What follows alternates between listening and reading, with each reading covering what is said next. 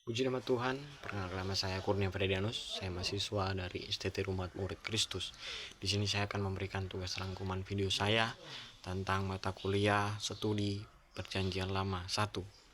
Di sini saya akan memberikan tugas rangkuman selama pembelajaran yang ada mulai dari pertemuan 0 hingga akhir. Di sini saya akan menjelaskan penting dan mempelajari Perjanjian Lama. Mengapa kita penting mempelajari Perjanjian Lama? Karena PR berasal dari Allah atau firman Allah. Juga kitab secara keseluruhan atau mencakup juga dalam kitab Perjanjian Baru. Kemunculan firman Allah juga disebut itu pernyataan atau wahyu Allah. Kata pernyataan atau wahyu biasa disebut juga dalam bahasa Greka yang disebut apokalipsis, yang secara harfiah berarti membuka tudung, yang kemudian dimaknai sebagai penyikapan. Adapun juga konsep wahyu menurut Alkitab yang dipahami ada dua, yaitu yang dipahami Allah, ada dua yang menyatakan dirinya kepada manusia, yaitu yang pertama pernyataan umum, dan yang kedua yaitu pernyataan khusus yang melalui firman dan anak Yesus Kristus. Dalam pernyataan ini Allah menyatakan dirinya dan rencananya kepada manusia yang terdapat dalam Roma 1 ayat 19 sampai 20, Yesaya 52 ayat yang ke-10. Perjanjian Lama juga PB termasuk juga dalam wahyu khusus bertitik tolak dari Alkitab sebagai firman Allah, maka Alkitab juga menjadi dasar atau norma tunggal kehidupan gereja. Bahkan karena Allah yang Esa dan Maha Kuasa, maka terlepas dari beriman atau tidak seorang kepadanya, sifat ini meningkatkan seluruh manusia di dunia. Di sini dipahami bahwa Alkitab memiliki otoritas ilahi.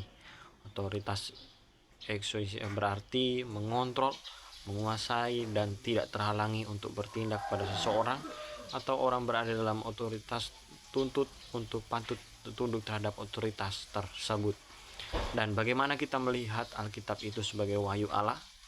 Yaitu sebagai berikut. Yang pertama yaitu inspirasi Alkitab. Inspirasi Alkitab adalah suatu proses di mana manusia menerima ilahi alam yang diwahyukan dalam Allah. Dalam 2 Timotius 3 ayat 16 di sana berbunyi, segala tulisan dikembangkan Allah memang bermanfaat untuk mengajar, untuk menyatakan kesalahan, untuk memperbaiki kelakuan, dan untuk mendidik dalam orang kebenaran. Dan yang kedua yaitu pinilary verbal atau impression, yang bahasa Inggris dalam teologi dimaknai bahwa setiap kata, bentuk, maupun penempatan kita ada pada tulisan yang pertama, yang pada manuskrip asli Alkitab yang bersifat ilahi, yang terdapat dalam 2 Petrus 1 ayat yang 21. Di sana berbunyi, sebab tidak ada pernah nubuat dihasilkan oleh kehendak manusia, tapi oleh dorongan Roh Kudus orang-orang berbicara atas nama Allah atau Tuhan. Yang ketiga itu inerasi Alkitab. Apa itu inerasi Alkitab? Ya, inerasi Alkitab dalam bahasa Inggris yaitu inerensi, yang punya akar kata yaitu inerensi yang artinya adalah salahnya atau mengandung kekeliruan. Tambahan iri juga merupakan sangkalan. Jadi inerensi ini berarti tidak ada salahnya. Inerensi Alkitab mengandung pengertian bahwa Alkitab itu tidak mengandung kesalahan sedikit pun. Ini menunjuk pada tulisan awal dari sumber yang tulis langsung oleh penulis Alkitab, yaitu Musa dan Paulus. Beberapa teolog menggunakan istilah lain juga inerensi, yaitu infallibility, yaitu yang artinya tidak dapat keliru. Dan yang keempat, kanonitas Alkitab. Kata kanon Greka berarti tongkat, kemudian berarti tongkat, yaitu kemudian menjadi tongkat pengukur, dan selanjutnya diartikan sebagai tolak ukur atau patokan.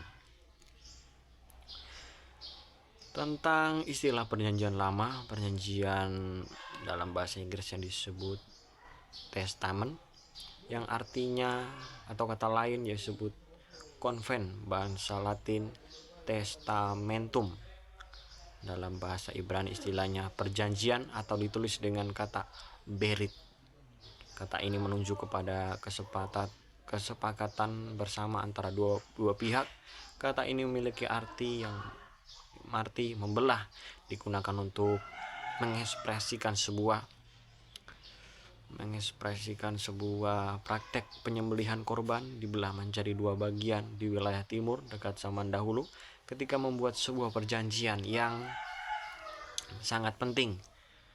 Hal ini berarti jika satu antara dua pihak mengingkari perjanjian yang dibelah menjadi dua bagian, jika perjanjian manusia seperti dimaksud di atas adalah kesepakatan bersama antara kedua pihak, tidak demikian perjanjian Allah dengan umatnya. Perjanjian ini adalah perjanjian sepihak berdaulat dari Allah. Contohnya yang terdapat dalam perjanjian dalam Alkitab yaitu perjanjian dengan Adam, yang disebut juga perjanjian dalam Taman Eden dalam Kejadian 2 ayat 16 sampai 17. Di sana lalu Tuhan Allah memberikan perintah ini kepada manusia, semua pohon dalam taman ini boleh kau makan buahnya dengan bebas, tetapi pohon pengetahuan yang baik dan jahat itu janganlah kau makan buahnya, sebab pada hari engkau memakannya pastilah engkau mati. Yang kedua yaitu perjanjian dengan Nuh.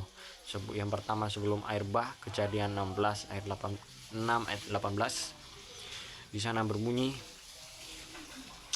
tetapi dengan engkau akan mengadakan perjanjianku dan engkau akan masuk ke dalam bahtera itu, kau bersama-sama dengan anak-anakmu, istri dan anak-anakmu.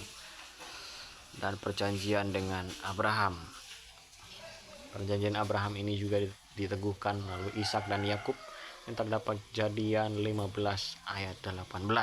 Perjanjian dengan Musa, perjanjian ini juga disebut perjanjian Sinai, yang artinya Tuhan membuat perjanjian ini ketika Israel dalam perjalanan dari Mesir menuju ke Kanaan. Di kaki gunung Sinai Tuhan membuat perjanjian antara Tuhan dengan seluruh bangsa Israel.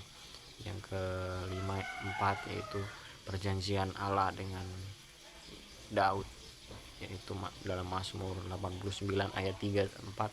Engkau telah berkata, engkau telah kuikat perjanjian dengan pilihanku. Aku telah bersumpah pada Daud hambaku, untuk selama-lamanya aku hendak menegakkan anak cucumu dan membangun tatamu turun-temurun. Dan perjanjian baru dalam Ibrani 13 ayat 20. Di sana mengatakan bahwa maka Allah damai sejahtera yang oleh dalam perjanjian kekal telah membawa kembali dari antara orang mati Gembala agung segala domba, yaitu Yesus Kristus Tuhan kita. Persamaan dan perbedaan perjanjian lama dan perjanjian baru dalam kitab suci Yahudi yaitu yang berbeda hanya pengelompokannya saja. Untuk itu perlu kita melihat seperti pengelompokan kedua kitab suci tersebut. Kitab suci agama Yahudi, kitab suci agama Yahudi ditulis TNK, baca Tanak, singkatan dari Torah, Neebim, Ketubim. Torah yang artinya hukum, menunjukkan pada 5 kitab Musa. Perjanjian lama, kitab perjanjian lama dibagi menjadi 4 kelompok. Kitab ini yang diterima sebagai kanon oleh orang Kristen. Ada juga kitab lain yang diterima dan diakui sebagai kitab suci oleh Katolik, yang artinya ortodoks. Selengkapnya tentang hal ini, termasuk kanon yang dibahas lebih jauh pada mata kuliah bibliologi. Inilah pembagian perjanjian lama. Harmonisasi PB dan perjanjian lama, yaitu dalam bagian ini kita bisa melihat perbedaan persamaan antara hubungan perjanjian baru dan perjanjian lama. Seperti yang sebelumnya terjadi dalam perjanjian baru dan perjanjian lama adalah firman Allah yang sama sekali memiliki otoritas, serta keduanya merupakan suatu kesatuan yang tidak dapat dipisahkan. Perbedaan perjanjian baru dan perjanjian lama yaitu kita memulai dengan kata harmonisasi bandingkan dengan diharmonisasi. Ketika kita melihat adanya perbedaan dalam tubuh perjanjian baru dan perjanjian lama, hendaklah kita melihat bukan sebagai pertentangan atau kontradiksi yang ada. Persamaan perjanjian lama dan perjanjian baru yang menonjol dan utama dalam perjanjian baru dan perjanjian lama memiliki Allah yang sama. Terjadi manifestasi kealahan yang dinamis ketika Allah menjadi manusia dalam perjanjian baru, bukan perbedaan antara peningkatan atau upgrade yang perubahan, tetapi semua adalah bingkaian kesesaan yang sempurna. Hubungan perjanjian lama dan perjanjian baru yaitu terutama terletak pada aspek teologis, sedangkan aspek-aspek lainnya seperti sejarah, etika, bahasa, dan pelengkapan aspek teologis.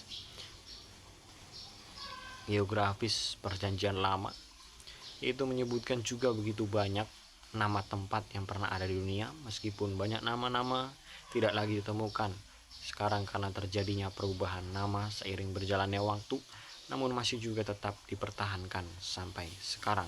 Sedangkan kronologi perjanjian lama yaitu tentang peristiwa-peristiwa atau kronologi perjanjian lama sangat penting.